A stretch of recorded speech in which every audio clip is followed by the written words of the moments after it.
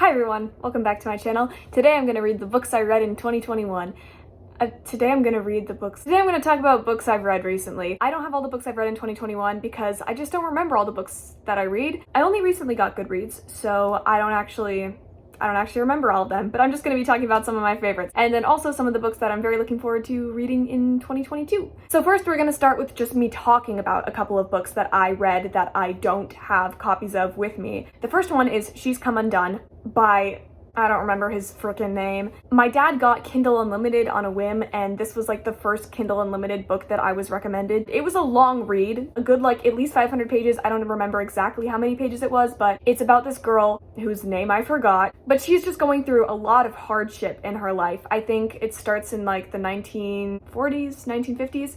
So I like that it's set in an older time, and it's about her growing up and getting addicted to television and food and using food as a coping mechanism to deal with her terrible issues with her parents, and then also a lot of traumatic stuff that happens. And it's a really hard book to read because it's very sad, and I think also the way that they dealt with psychological issues in older times is just really unfortunate, and so it's hard to hear at times. The main character in the story just goes through so much hardship that it's almost hard to hear, but it's so accurate. The way that the girl is reminded of her trauma by the seemingly most random things. Like, she's reminded of her trauma by things that don't seem to have any link. Like, I get it. Like, I feel it so much. It's so accurate. The way that the author introduces the hardship in her life so abruptly and so unexpectedly, kind of just harassing you with it, is also very accurate, I find, to the hard stuff in life. I do think that because the writer is a man and this is about a woman's experience, an overweight woman's experience, and this man has no experience with those things,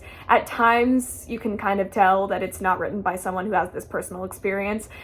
So at times it almost feels a little bit offensive, but I still think it's a pretty damn good read, and I liked it even though it took me a very long time to get through. I'm pretty sure I gave it 4 stars. So another one I don't have a copy of, which is because it is my partner's book. His recommendation, and I don't have it anymore, is One of Us is Lying by Karen M. McManus, and I did not like this book. I liked certain aspects of it. Like, I thought it was really easy to read, and I thought the plot development was pretty good, and I don't know. But it's basically The Breakfast Club, but not my favorite.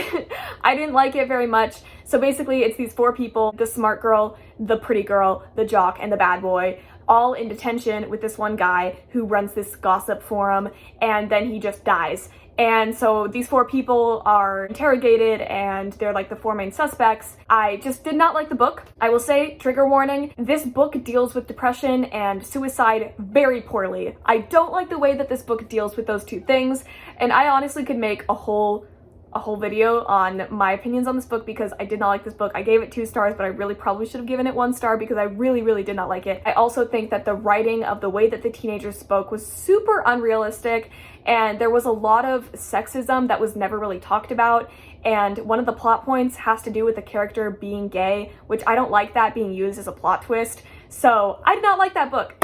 That is a very short, abridged version of my thoughts. I really could go on so much longer, but I just did not really like One of Us is Lying. I have so many more thoughts, but we're not gonna get into it. Next up, The Silent Patient by Alex Michaelandes?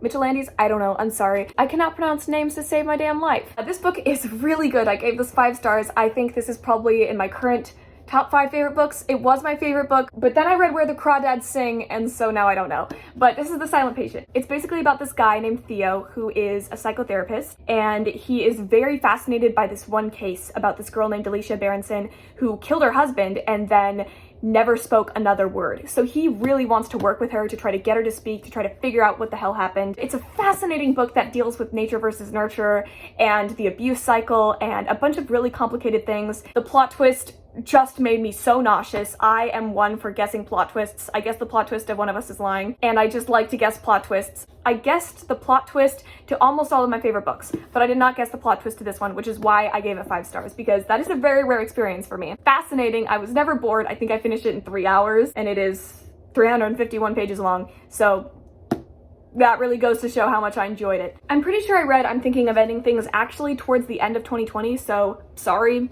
that's inaccurate, but I wanted to show this book anyway because I really enjoyed this book. As you can see, it's a very fast read, and I think I did read it in a couple of hours. It's about this girl and her boyfriend, and the girl is kind of the main character, and she's thinking of ending things in her relationship, and they just go on this really weird trip to his parents' house, and it's very creepy, and you just don't know what the hell is going on, and you're kind of just perpetually confused throughout this entire novel. Once again, did not guess the twist, which was very impressive to me. In fact, this was probably the twist that just destroyed my physical body so much. Like, my heart dropped and I couldn't breathe. Like, I was panicking reading this book. It was so good, absolutely disturbing. I feel like it portrayed suicidal ideation in a very realistic way, so much so that it made me freak out because I've been there, and it just, wow, it really blew me away. I thought it was well written, not in the way that I usually enjoy, because it was very fast to read and it was an easy read, you know, but I found that it was well done. I think sometimes people make things easy to read because they're just too lazy to make things complicated,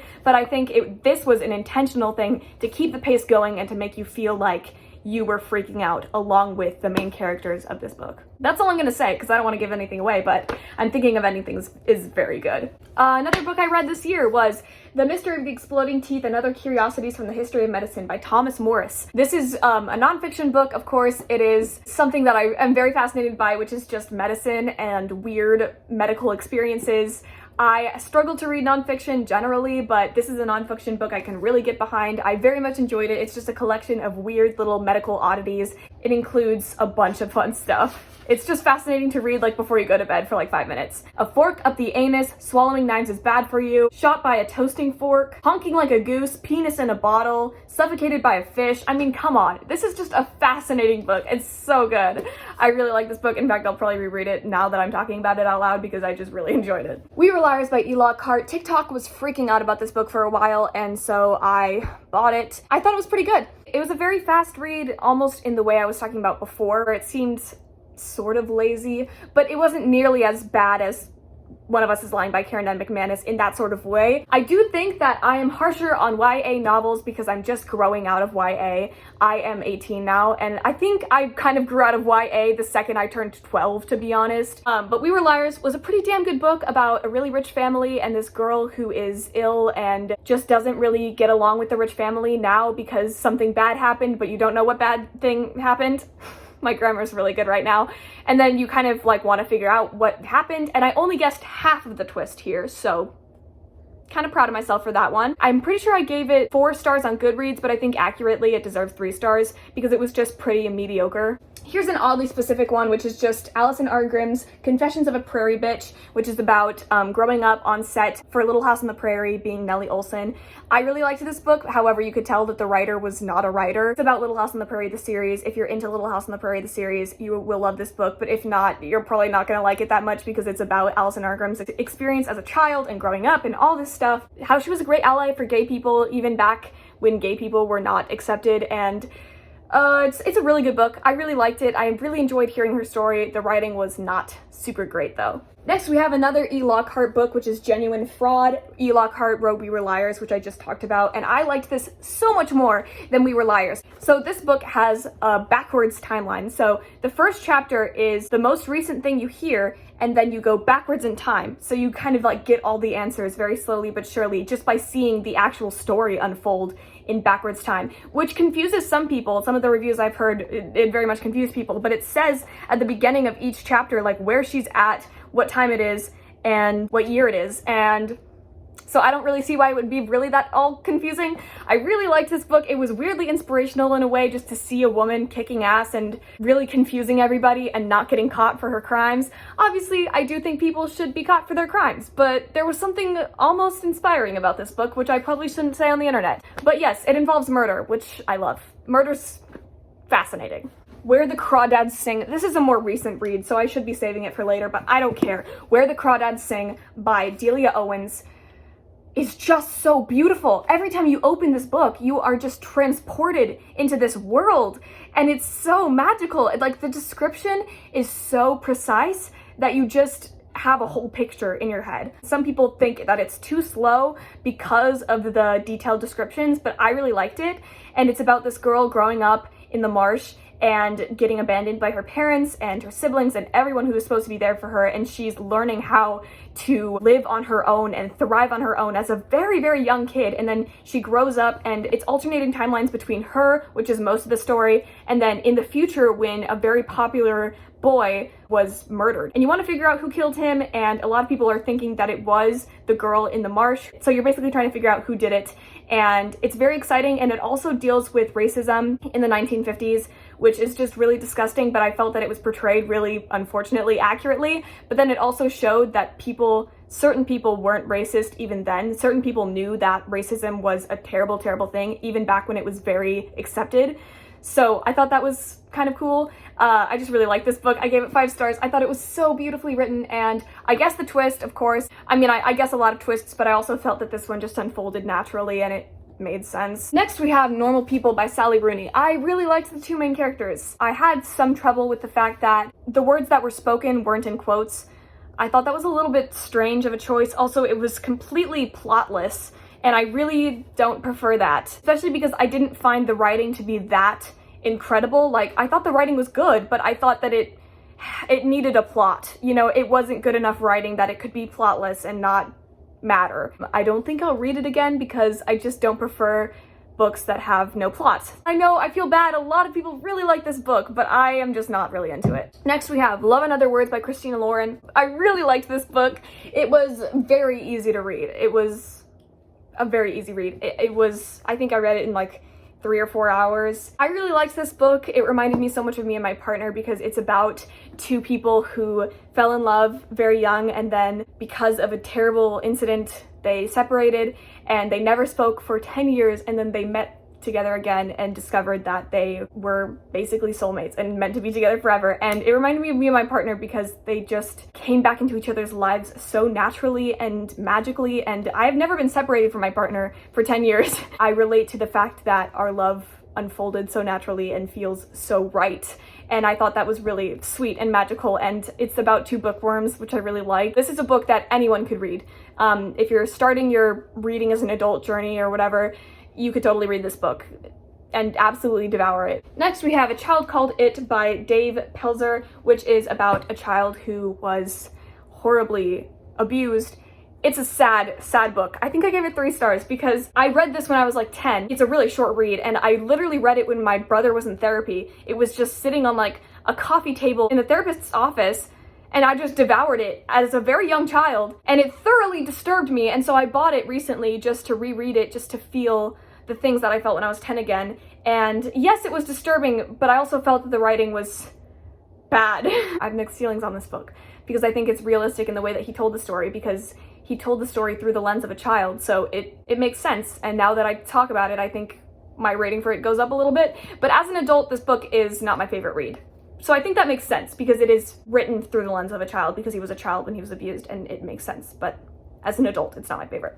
All right, we only have a couple more that I know that I've read this year, and I know I've read more than this again, but these are just the most memorable ones and the ones I currently have in my little bookshelf right here. So the next one we have is No Walls in the Reoccurring Dream by Ani DeFranco, who is my favorite lyricist. She is a very well-known folky, punky badass from the 90s, and she still makes music, but her music from the 90s is the best. She wrote this memoir about all of her experiences working in the 90s and making her own label and just being a revolutionary feminist badass, and I've said badass twice now, but this book is very good. I honestly didn't really like the ending. I thought it dragged on really, really long, but also the way that she dealt with talking about abortion and a lot of tough subjects was just really beautiful, and it was so well written. It meant a lot to me considering how much her lyrics have got me through all of my shit. Next we have A Little Hope by Ethan Joella. I spent money on this. It is about a small town just dealing with a lot of different stuff. It's alternating perspectives between so many different people. Like, there's only one character that gets to have like 2 chapters in which their perspective is shared. It's so weird that it's so many different perspectives, and I think it takes a really damn good writer to make a reader care about so many different perspectives, and I think he really fell flat on this one because I did not care about all of these characters. I cared about a couple of them. It was very human. There were certain aspects I liked. I thought that the writing was basic and just not super good. There were a couple of lines that really were incredible, but it was just not my favorite read. It was very hard to get through, but I am now very stubborn about not DNFing things because I used to be a very, very avid DNFer when I just didn't like a book. And now I'm just like, I spent money on this. I'm going to get through this even though I didn't like it. I gave it 3 stars because it wasn't terrible. It was just so mediocre. So I probably should have given it 2 stars because 3 stars is a little bit generous. I don't hate it. Like, if you like boring books about small towns and their problems, I mean, it's not the worst, but it's just not very good. Next up, we have The Mother Lode, Apples Never Fall by Leanne Moritary.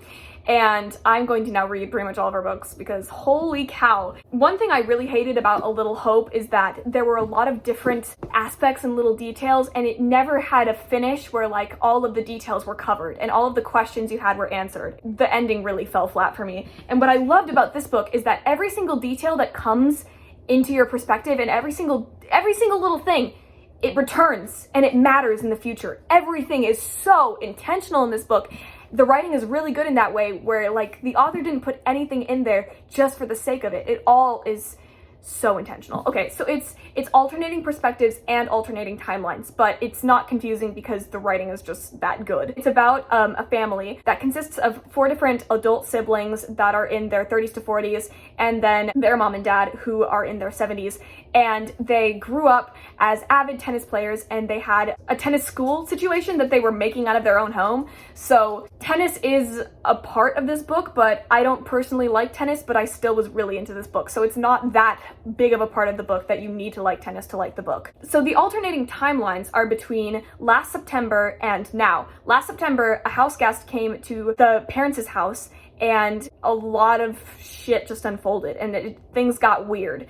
And in the present, the mother of the 4 children is missing and nobody knows why.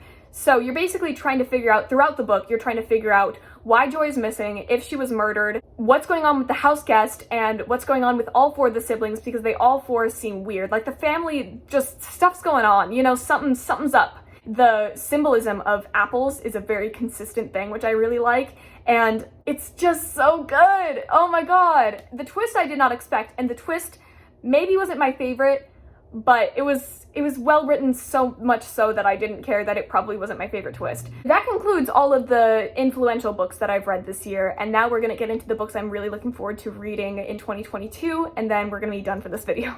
Oh, I forgot one book that I don't currently have in my bedroom right now because I'm now reading it to my brother, which is The Curious Incident of the Dog in the Nighttime, which is just a really good book. It's about a boy with autism trying to figure out a mystery in his neighborhood. It's really good. Alright, so we're moving on to books that I'm really looking forward to reading in 2022, which starts with John Green, The Anthropocene Reviewed. My uncle got this for me for Christmas, and it is signed, which most of them are, but it still was very exciting to me. I am this far in the book, and I'm already highlighting a bunch of stuff, which is not a book thing that I've done yet. Which I am very excited about. I really like highlighting it so far, which I know some people are very anti-highlighting, but I don't care. It's about John Green's life. It's, for once, not a fiction. It's a nonfiction. It's a memoir, and I'm very much enjoying it so far. Next, we have Being Mortal, Medicine, and What Matters in the End. I'm starting CNA school, which is Certified Nursing Assistant School, very soon, and I've always found medicine very fascinating, and I'm just very looking forward to absolutely destroying this book and reading it violently. I like death. Death is fascinating to me, so. Next we have a few books that I just like found in the house that I'm very looking forward to reading. One I forgot to grab is The Help, which is a very highly reviewed book, and I don't know much about it, but I'm just gonna read it, and I'm looking forward to it. And then we have Middlesex, once again, just a very highly reviewed book I know nothing about that I just found in the upstairs library, stole, and am very excited to read. And another one that I just found in the upstairs library is Rebecca Wells' The Divine Secrets of the Yaya Sisterhood. My dad said that this is the book that made him want to marry his mom. Nope, that's not a sentence. My dad said that this is the book that made him want to marry my mom, who is his wife. He's been wanting to get me to read it for a very long time, and so I'm gonna read it now, this year. Next we have A Day Like This by Kelly McNeil, which is a book that I asked for my birthday. Haven't read it yet. Oh, it has a car accident in it. So I don't know, I'm just excited about it because it just seems very similar to some books that I really enjoy. Next we have a book that my partner got me for Christmas, which is Little Women by Louisa May Alcott. I have been in the musical Little Women twice and still have not read the book, so I absolutely have to read this. Also, this copy is just gorgeous. I'm very looking forward to reading it because it's a classic. I really want to read more classics this year. Next we have The Wish by Nicholas Sparks, which I also asked for my birthday and got, and it's a story about, whoa, holy shoot, No wonder this is so thick. My sister got the version that has really large print, aka the large print version. That's ridiculous. I don't need this. Oh my gosh. There's like 2 sentences on each page. Oh my gosh. Oh well, that's fine. I can read it without my glasses on. Actually, no, I can't. I'm that blind. Alright, so I don't really know what this is about, but I remember I read a blurb and I was like, yeah, sure, this sounds exactly like something I would really love, so now I'm gonna read it. A little bit unfortunate that it's the large print though. Oh well. Looking forward to reading this. Next we have The Song of Achilles by Madeline Miller. So excited about this one. This one is so loved in the book community. I don't know if there's a better word for that, but just people who like books love The Song of Achilles. I have a feeling that this probably will be my new favorite. Again, I know very little about it. I know that it is a historical fiction and it involves homosexuality, which is I'm into. And the final one is the one that I got on a whim when I went to Powell's after like the worst day of my life, and it is The Handmaid's Tale by Margaret Atwood. And I'm just very looking forward to reading it because it's about women who are forced to get pregnant, and I don't know, it just sounds fascinating and terrible, which sounds exactly like everything I'm into, and the pages are silver. That concludes this video. All the books that I read that I found influential in 2021, and all the books I'm very looking forward to reading this year, and that's the end of this video, and I'm tired, and I have a piano lesson soon, and I'm very nervous about it. You want to see my cat? Evelyn. It's okay, she's just grumpy, but she's gonna get over it. I'm exhausted. I've been filming for 36 minutes now, and that's the end of this video. Bye. I love you. Toodaloo.